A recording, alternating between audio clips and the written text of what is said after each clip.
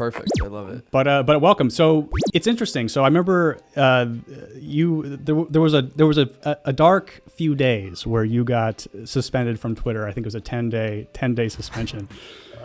And I got to say, like, I mean, not to get too personal, but you sent me a text and you seemed like proper deflated. And so I wondered sort of like, was it just sort of getting let back into the zeitgeist and sort of kicking shit in, which seems to be your MO on Twitter, that sort of reboosted because you were like at the point where you're like, fuck politics, fuck all this. So I was curious to see. So I could tell you exactly what was going on. The reason why I got suspended was because a bunch of supposed progressives or whatever leftists got really upset at me because somebody tagged me in a picture of or a post about a man that was executed, that they were hoping Trump would give a stay on the execution. Of course he didn't. And whatever. And a guy that I was a mutual with on Twitter, who's like a vegan, like one of those real gnarly vegans that like thinks that all animals have equal rights to human beings or whatever. That guy replied to it and said, like, sure, all this uproar about this guy basically, being executed, but no, you guys never talk about this. And it's like a picture of a bunch of pigs, in a hauler. And I'm like, and they're like, this is one of the people you're mutuals with or whatever. And somebody tagged me to tell me about it. And I looked at it and I'm like, yeah. And they're like, he's such a racist. He's a racist. I'm like, yeah, that's not racism. Because I said it's, vegans of his, whatever belief system, of his ideology, believe that all animals have equivalent rights to human beings. So to him, it's not that he was degrading a black man to be an animal, which is a racist thing that racist people do. He was elevating pigs to be people.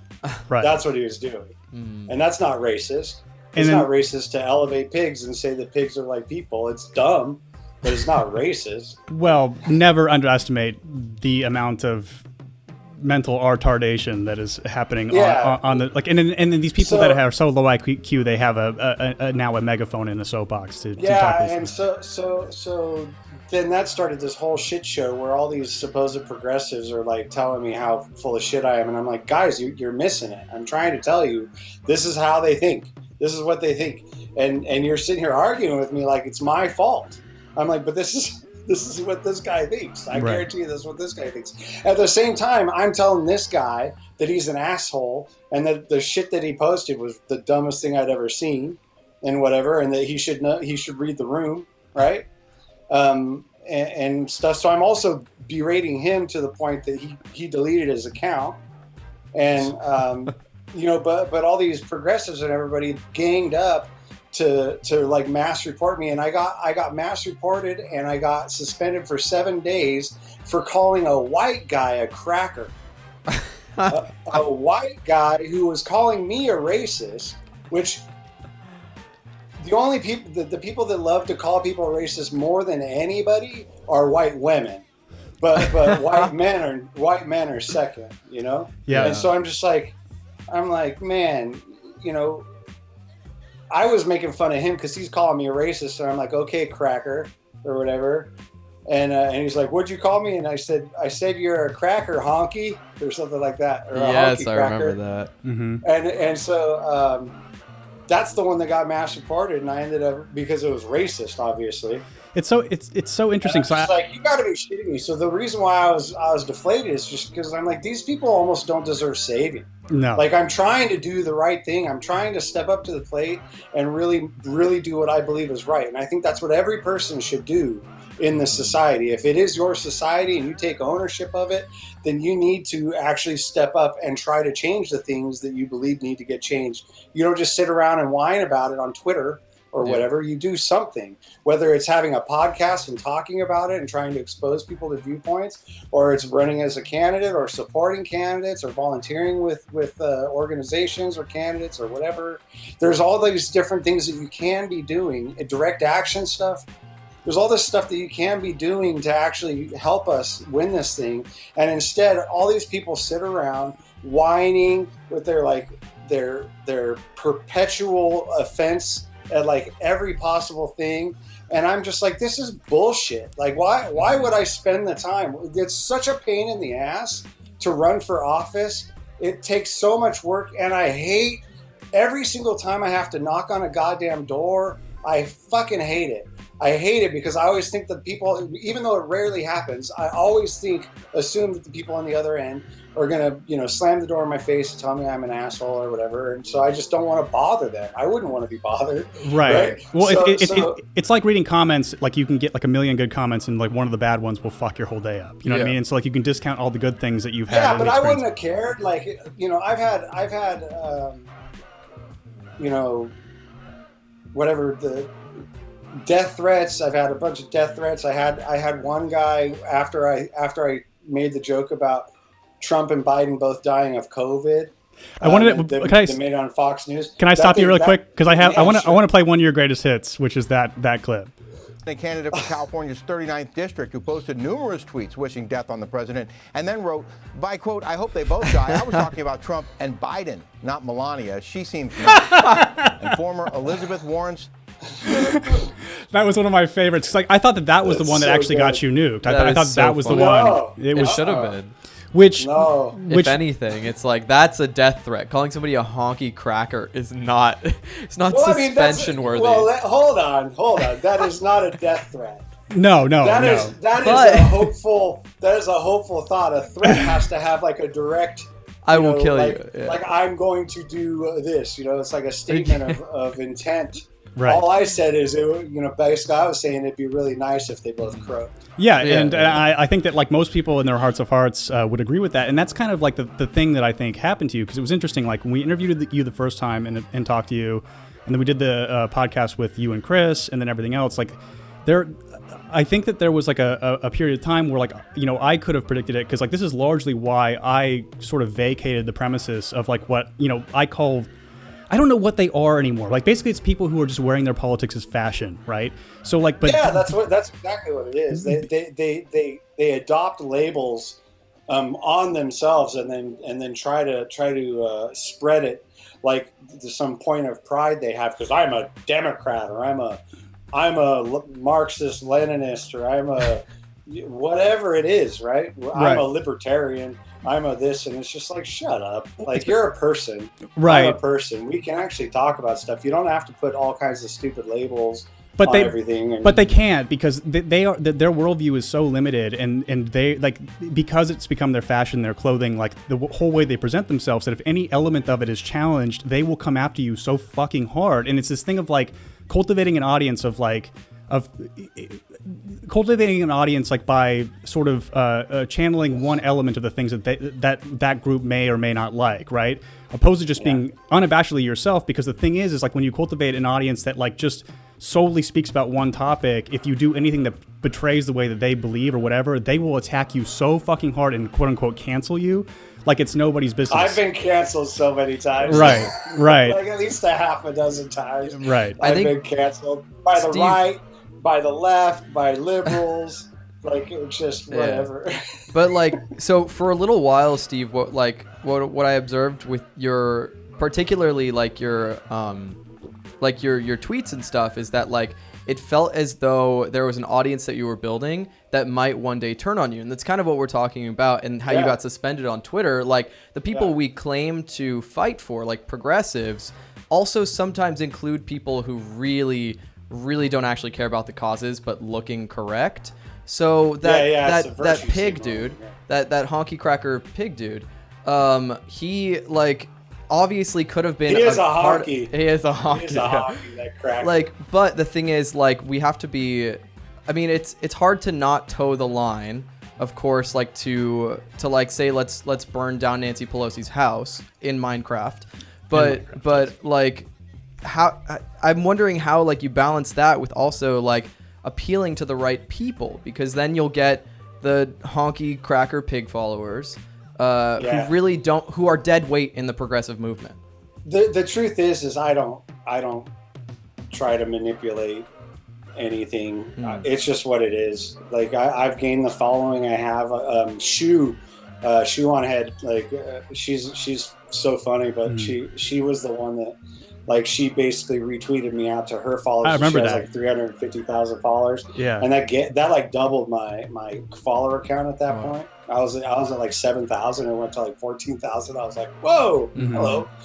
That was just from her. So she did a lot, but like ultimately though, I don't try to, like, I don't have a strategy. I don't try to, like, I'm going to appeal to this person today. I just try and tell the truth. Like, I try to say what I believe is true. Right. That's not the accusation. And then that's it. I'm not taking it as accusation. I'm just saying that I don't have a plan. Right. There's no plan there. I don't know what happens or how. All I know is sometimes, I shake the hornet's nest a little bit too hard, and I get a bunch of, perpetual victims who want to tell everybody how I just victimized them for whatever. Right. Well, I mean, I think, but the thing that like that is like it's the thing of like just kind of noticing people, or like even elevating their I know this is gonna like sound cliche, but it's like the people who put their pronouns in their bio, right? Especially if they're not trans, like the ones who put like he, him, or whatever, and they present as male or whatever. These are people that are putting on a performance. They're putting on a performance of saying that, like, because I do these things that don't. Some of them. Well, some of them I think are genuine. I would say the majority are not genuine, and they're doing it because they are trying to put out to the world that through minimal to zero effort, I am a good person. I'm a good person that cares about progressive issues, and they really don't. And the problem is that if you're somebody who is trying to... they do, but not more than they care about themselves and their That's image, exactly it, though, right? because this is all about their ego and their own self-image. It's not about anything else. And so it's like, but the thing is, with those types of people, the second you stray from their programming even slightly, they will destroy you because they are loud, they're bored. They'll try. They'll try. But fuck them. I don't care. Well, exactly. Fuck them. Yeah, fuck them. I don't give a shit. It's just what it is. Like, I know the thing is, and this is honest truth, like the most honest I could possibly be. My entire life since puberty, okay, since I became since I got my testosterone, right? My entire life since that point, I've only ever cared about my own opinion of myself. That's it. I gave up on people way back then, because I always felt a little bit different, which I'm sure you guys can identify with, but not in the same way as you, obviously. But I always felt a little bit different from everybody else, and I did get bullied a little bit, and whatever. It never really worked out for the bullies because I got taught how to box, like when I was really young. So,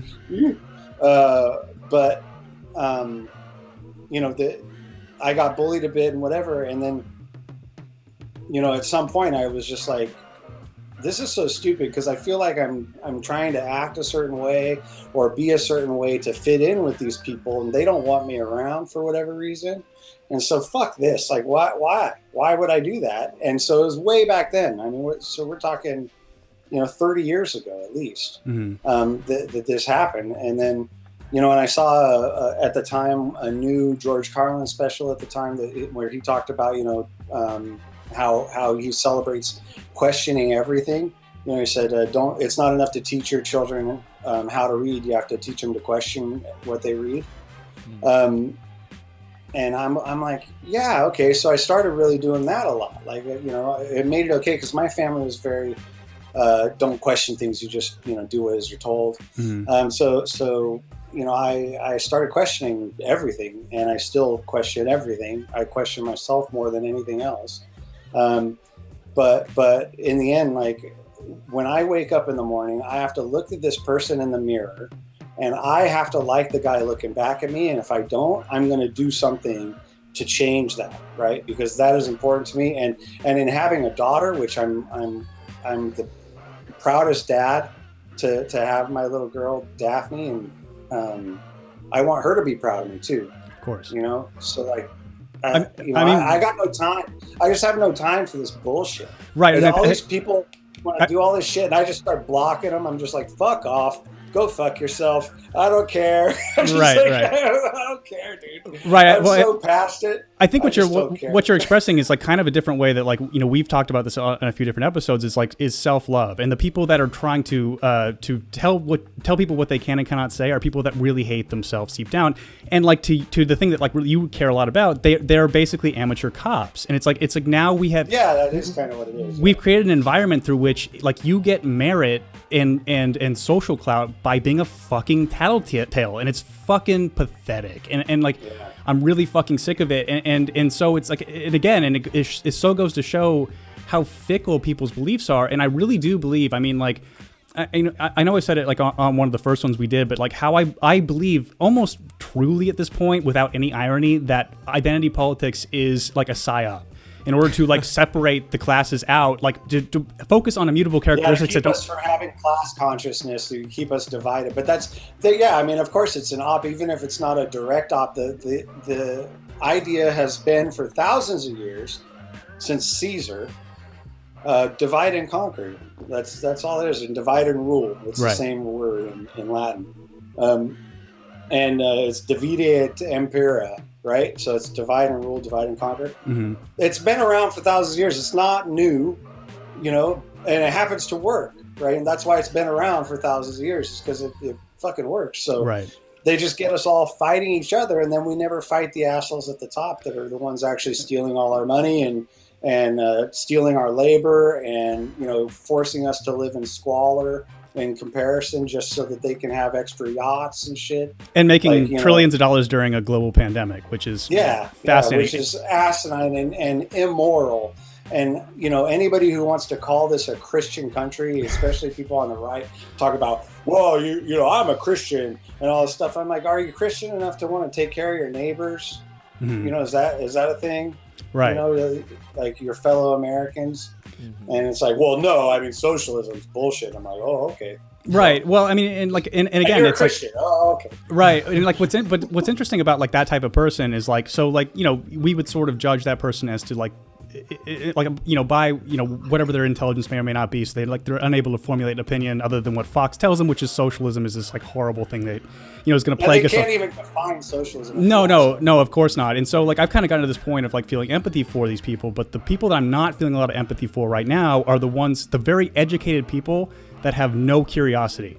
It's like they hear the programming and it's like they don't question it, they go along with it, and they don't really think that like this is propaganda, or they see like a headline and they don't read the article. They're just like, this headline says this and therefore it must be true, and then you read the article and you're like, oh, there's not really a lot of definitive evidence here. It just is. So my friend Asala, who's volunteering on the campaign, she has a podcast of her own that I've been on.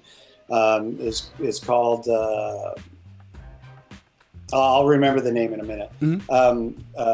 But she, if you find her online, it's Acila Lewis. It's AICILALEWIS. It's at Elisa Lewis, I believe.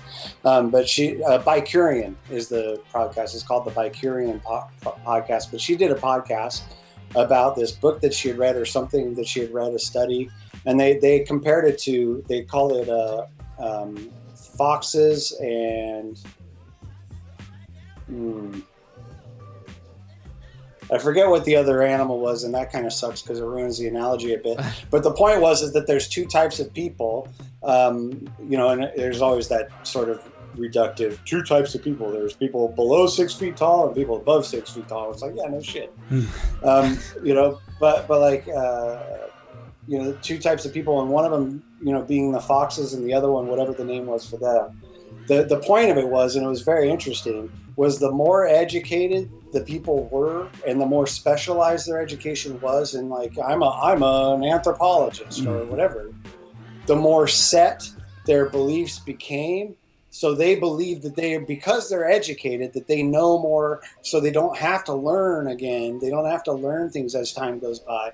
And then the foxes are people like myself who have drawn on myriad sources, you know, who have a wide variety of interests between, you know, I love reading biographies. I love history. I love reading science, like biological sciences. I love reading physics, and this sort of stuff, but and politics and stuff, poli-sci stuff, but like all these things, you put them together, and I feel like I'm still obviously going, but I'm gaining a very sort of wide view understanding of how the world works, right. like not such a focused view, but like kind of a big picture.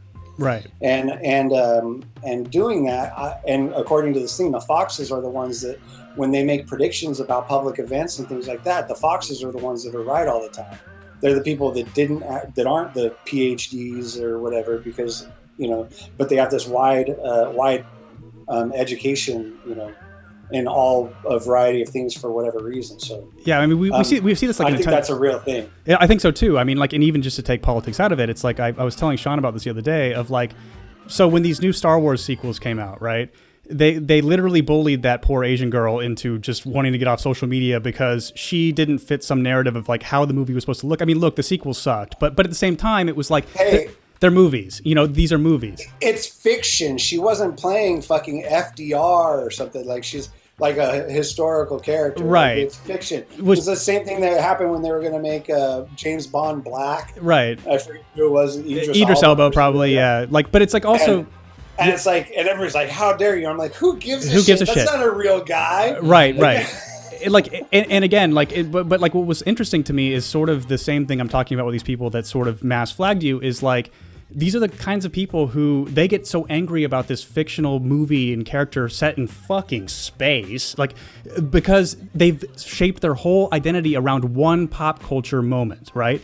Which people like you and I and Sean, like, we take every moment from pop culture, and then that formulates the person that we are, like little itty bitty things that we like, and then that kind of pop culture, biographies, history, politics, music. Sure. I mean, these kinds of things all should inform who a complicated human is. But I'm finding that, and I know this is so cliche, but like through social media and the very quick dopamine rush you get from getting likes about some stupid fucking dumb take. Some likes. I got 100 likes. I know. And then therefore, like, because you got that like on whatever probably retarded take that you gave it, like now you're an interesting, good person. Sir, you're not supposed to say retarded. Yeah, no. I say it because the people that would come in that hear me say it and they get so offended they leave, those are the people that would cancel me. So if they can't handle me saying retarded, then we have a serious problem. All right. Yeah, I mean that's it's fine. I've often used the word, talking about, for example, retarding the timing on my motorcycle so that it runs differently. I use it in music as well, and it's also one of those things too. Is like with that word in particular. Then this is kind of a circle back, and then we'll get back to where we're going. Is like,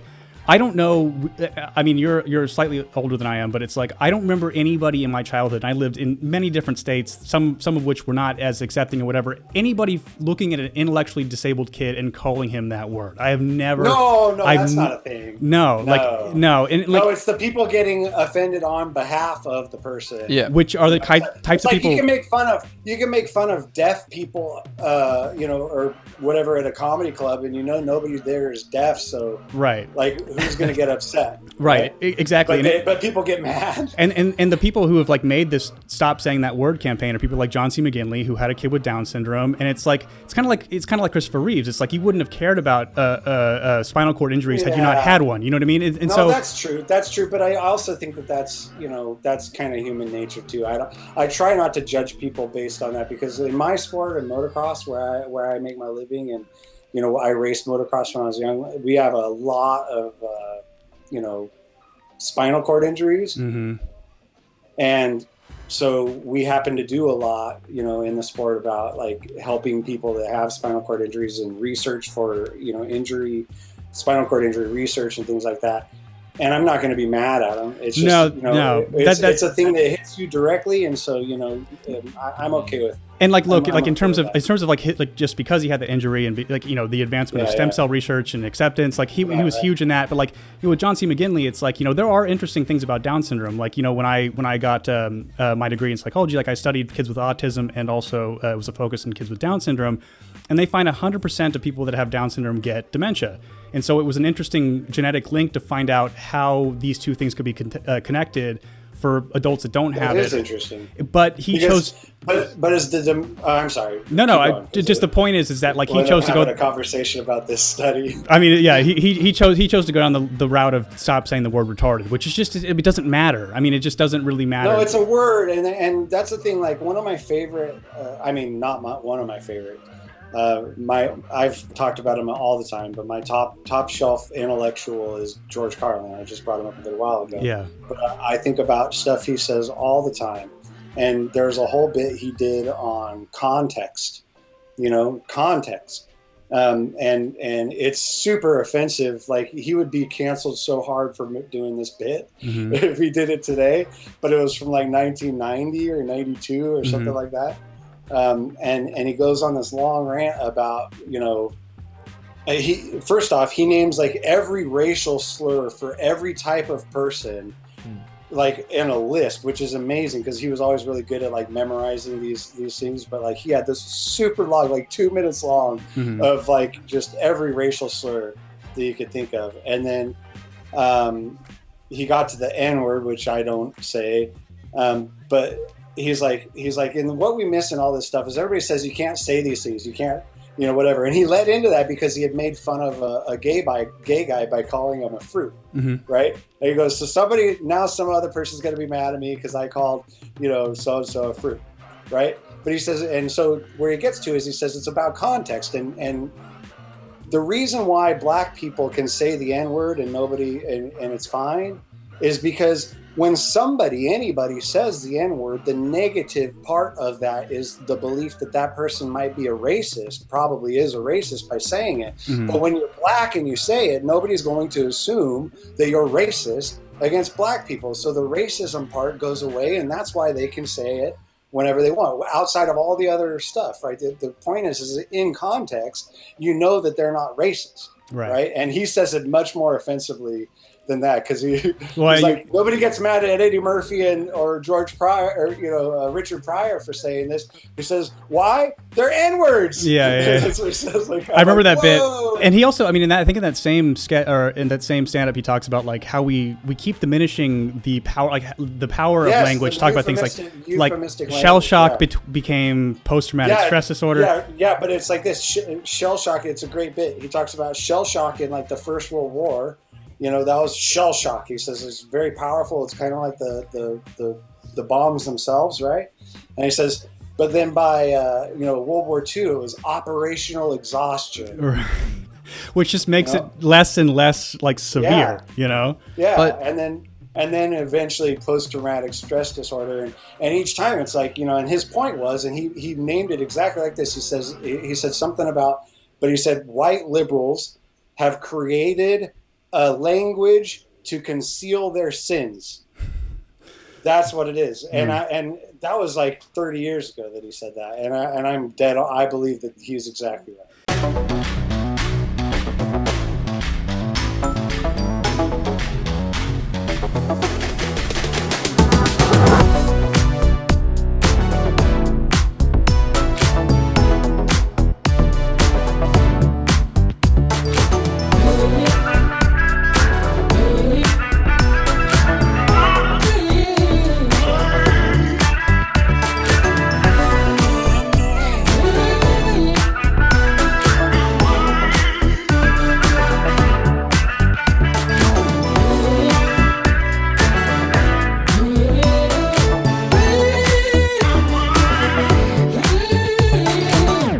Basket.